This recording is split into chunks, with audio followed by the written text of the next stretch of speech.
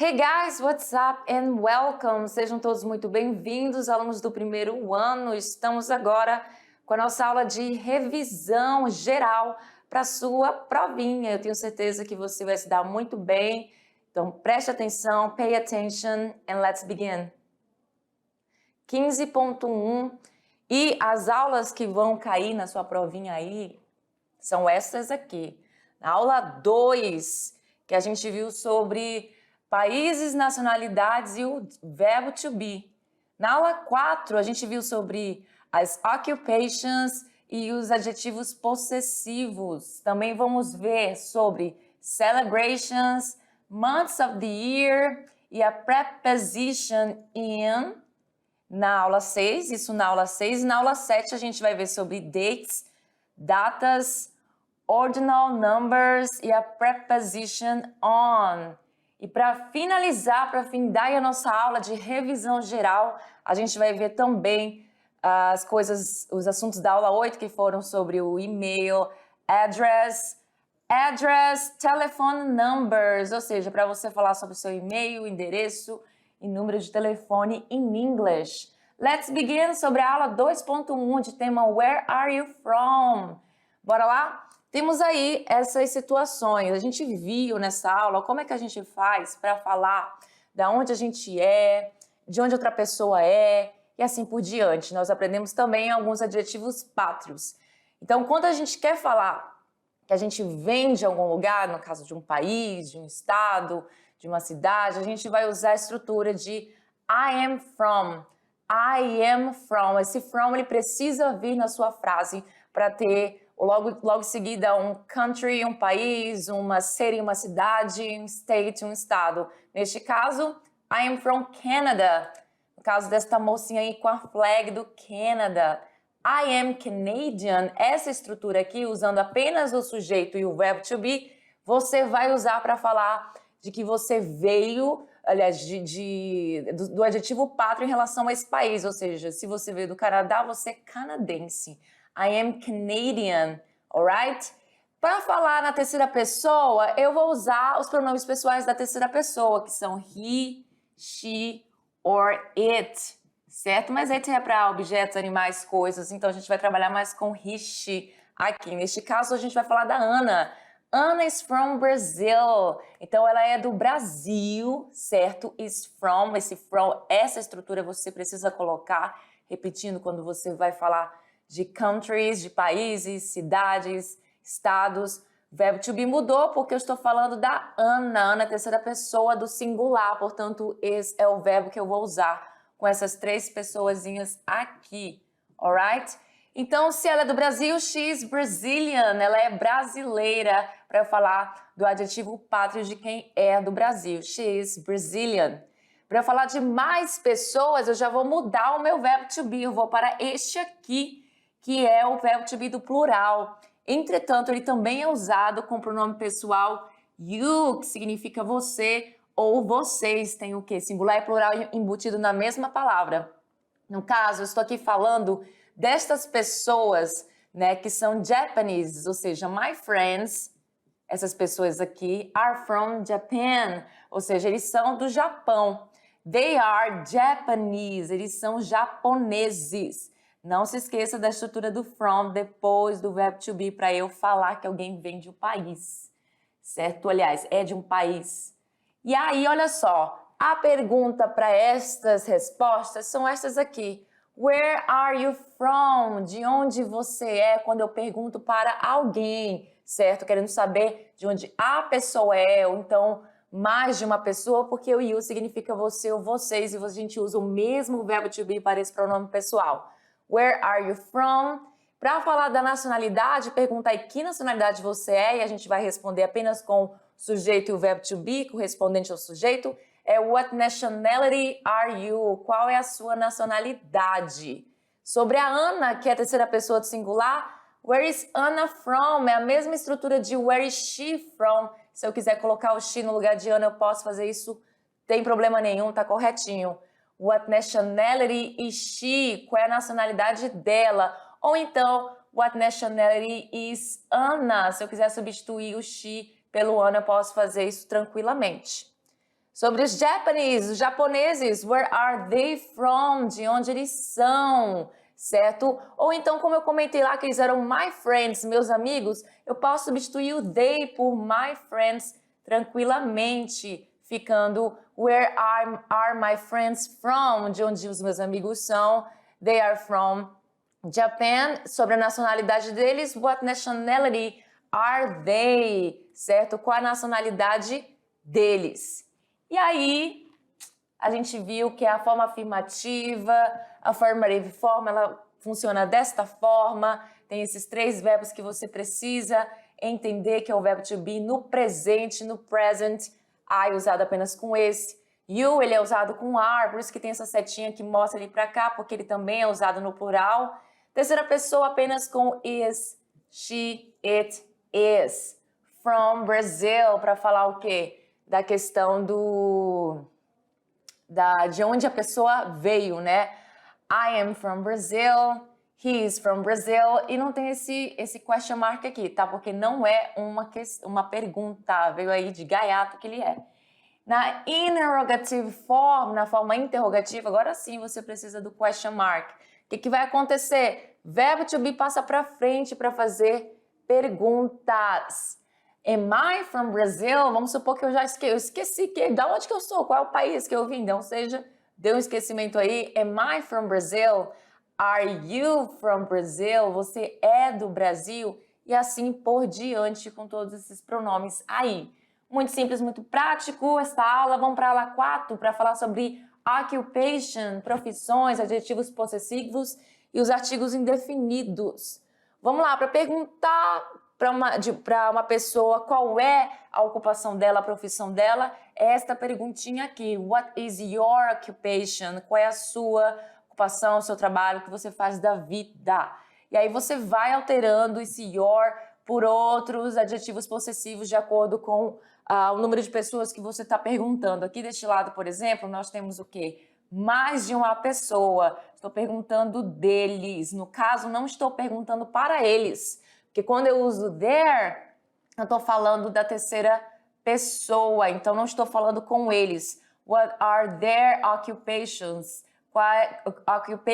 Qual é a ocupação ou a profissão deles ou delas? Daí a gente viu que para responder sobre o que você faz da vida, você também pode usar o verbo to be, não somente. Temos outras formas de falar também, porém aqui a gente usou a estrutura do verbo to be, ou seja, para dizer que eu sou e uma certa profissão, você vai usar a estrutura I am. I am student é uma occupation, com certeza. Então você pode falar aluno. I am a student. Eu sou um estudante, um aluno, por aí vai. E aqui eu tenho a opção de falar I am a nurse. Eu sou enfermeira. E aí a gente usa os artigos indefinidos para falar sobre profissões, mesmo que no português a gente não vá traduzir esse artigo definido. Eu sou uma enfermeira. Eu só falo eu sou enfermeira e ponto final. I am an actor. Eu sou um ator. E qual é, gente, qual é a diferença desses artigos indefinidos? Ambos significam uma, os dois significam. Agora, o que vai realmente me dizer onde eu vou usar cada um aqui nas minhas frases? Então, perceba que lá na aula eu comentei com vocês o seguinte, eu vou usar esses artigos indefinidos, o a, por exemplo, quando ele vem o quê? Antes de uma palavra, de um substantivo que comece com uma letra que tenha som de consoante. Então, o A ele vem antes de um substantivo que comece com uma letra que tem som de consoante. Não apenas que comece com consoante, ele tem que ter o som de consoante, porque tem as suas exceções, eu até comentei isso na aula. E o an, ele é usado o quê? Antes de palavras, substantivos que começam com a letra que tem som de vogal, não apenas vogal, ele tem que ter som de vogal. Vou dar aqui exemplos que fogem a essa regra. A palavra university, que é universidade, e a palavra hours. Eu vou colocar como hour apenas, tá? Então, o começa com o quê?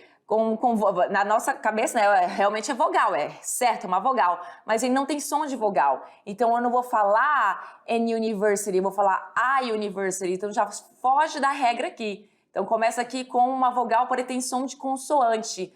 Hour, H é uma consoante, todo mundo concorda. Porém, aqui ele tem som de vogal, certo? Porque eu não pronuncio esse H, então eu vou falar an hour, ou seja, foge aí da nossa regrinha, porque tem as exceções como estas. Os adjetivos possessivos, a gente viu estes aqui que acompanham o substantivo, eles sempre vêm antes do substantivo, vocês percebam que eu venho antes, por isso que são chamados de adjetivos possessivos, porque todo adjetivo em inglês vem antes do substantivo, são eles correspondentes aos pronomes pessoais. I, my, meu, né, eu, meu, you, your, seus, você, sua, he, his, ele, dele, she, her, ela, dela, it's, ou seja, it, its, aí vai ser ele, ela, dele, dela para objetos, coisas, animais. We, nós, are, ou seja, nós, nosso, nossa, nossos, nossas. Your, you, your, você, seus, vocês, no caso, que já vai ser plural, porque aqui foi o singular. Vocês, seus, suas, teus, tuas. They, eles e elas, their, deles e delas. Muito bem, muito simples, muito fácil. Vamos passar para a próxima aula, a aula do Let's Have Fun. A gente falou de celebrations, que também temos as holidays aqui, celebrations, são as celebrações, holidays, são os feriados. E aí nós temos a pergunta para a gente saber quando é um certo feriado. Então temos aqui o feriado de Easter, que é a Páscoa. E eu vou usar esse pronome interrogativo aqui, que é o when, que significa quando, e o verbo to be do lado, que é o verbo que no singular is. Então vai ser when is Easter, quando é a Páscoa. When is Mother's Day, quando é o dia da mãe. When is Halloween, quando é o Halloween. When is Christmas, quando é o Natal. E assim por diante. A gente também viu sobre a preposition. Eu ia falar português com inglês aqui, a loucura. Preposition in, certo? Que ele é usado antes de quê? Antes de meses do ano, certo? Não com datas específicas, ele vai usar aqui com in April, it's in April, é em abril. E a gente também viu months of the year, os meses do ano, que são eles January, February, March, April, May, June, July. Tá na ordem, fácil de traduzir. E aí logo em seguida tem August, September, October, November, December. Então lembra aí dessa aula que foi muito simples, muito fácil. Aula 7.1 com o tema de Happy Birthday. A gente falou sobre o quê? Sobre datas, números ordinais, dates, ordinal numbers e a preposition on. Então olha só, para fazer uma pergunta, quando você quer saber quando é o aniversário de alguém, você vai perguntar when is your birthday? When is your birthday? E aí a resposta, por exemplo, dessa pergunta pode ser isso aqui, ó. It's on July 2nd.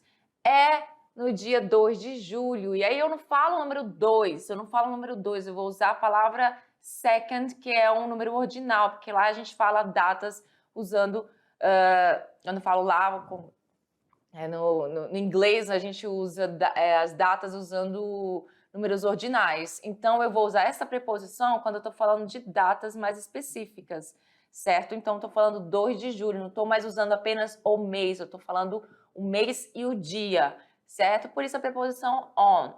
Então os ordinal numbers que a gente viu foram estes aqui, mais outros também, só que no resumo, na revisão, só coloquei esses para vocês, basicamente first, primeiro, second, segundo, third, terceiro, fourth, quarto e assim por diante. Então esse final em vermelho são as letrinhas que ficam geralmente no lado do número, indicando que é o número ordinal. Então, o primeiro, segundo, terceiro, né, first, second, third, eles são diferentes, ST, ND, RD. Do quarto em diante, todos têm a terminação de TH, certo? E quando você quer perguntar que dia é hoje, what day is it today? What day is it today? Temos aqui exemplos de datas.